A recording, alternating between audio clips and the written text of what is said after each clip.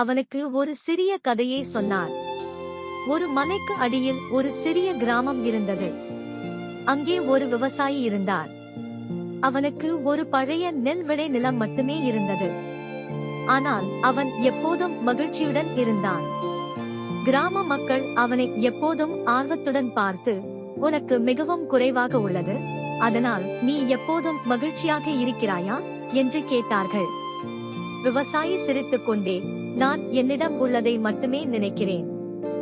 என்னிடம் இல்லாததை நினைத்து மனதை கலக்கிக் கொள்வதில்லை. அதனால் நான் எப்போதும் மகிழ்ச்சியாக இருக்கிறேன் என்றான். இதை கேட்ட சிஷ்யன் மனதின் அமைதி எவ்வாறு அடையப்படும் என்பதை உணர்ந்து கொண்டான். இதன் மூலமாக ஆசான் சொன்னான், நீ என்னிடம் உள்ளதை நேசி, இல்லாததை நினைக்காதே. அதில்தான் மனதின் அமைதி உள்ளதையும். சிஷ்யன் நன்றி கூறி வணங்கினான்.